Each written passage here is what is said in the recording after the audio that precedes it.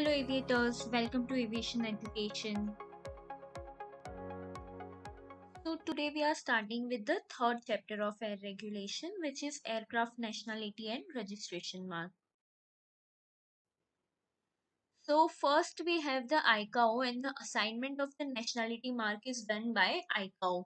After that we have the ITU, and ITU means the International Telecommunication Unit.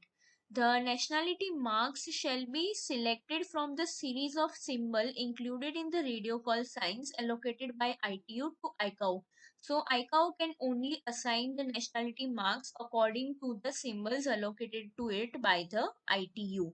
And ITU has also some standards for the use of these letters, numbers, and the graphical symbols for the nationality and registration mark.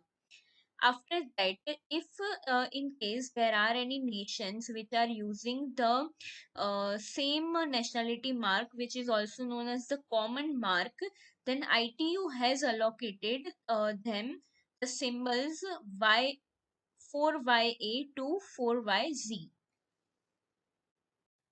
So next we have the identification plate. So all the aircraft shall carry identification plate carrying the nationality and registration mark. It is made out of fireproof material and it should be secured in a prominent position near the main entrance of the aircraft. After that we have the registration mark. So the registration mark is assigned by the state of registry, and in India the state of registry is DGCA. So it assigns the registration mark in India.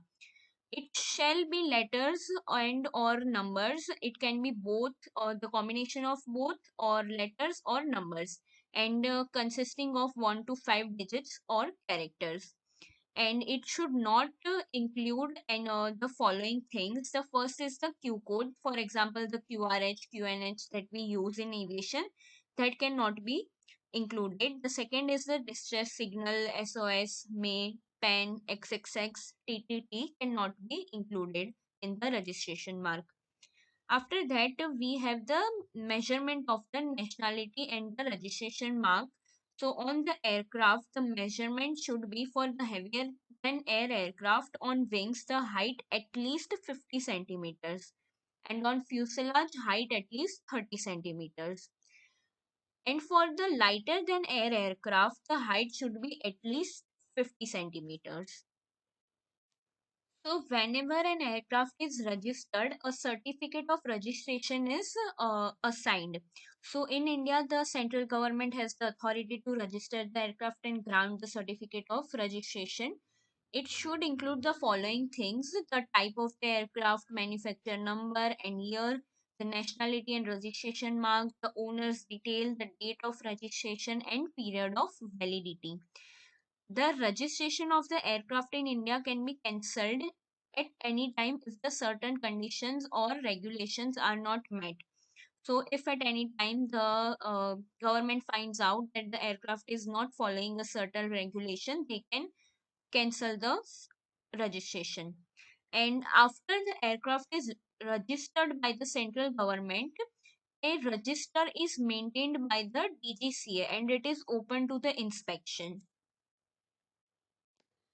The next topic is the nationality and registration marks to be borne by the aircraft registered in India. So this is particular for the aircraft that are registered in India, and the allotted nationality symbols to India by ITU are AT to AW.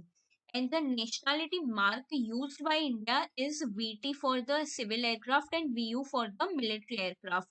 So these were assigned to us before the independence, pre-independence, but it was never changed after the independence. Registration mark should consist of three letters. And let's take an example. So the example is VTAEY. So Victor Tango Alpha Echo Yankee. The Victor Tango is nationality mark and AEY is Alpha Echo Yankee is a registration mark, and both should be painted on the aircraft permanently and shall be always kept clean and visible. So this was all about the chapter 3 of the air regulation.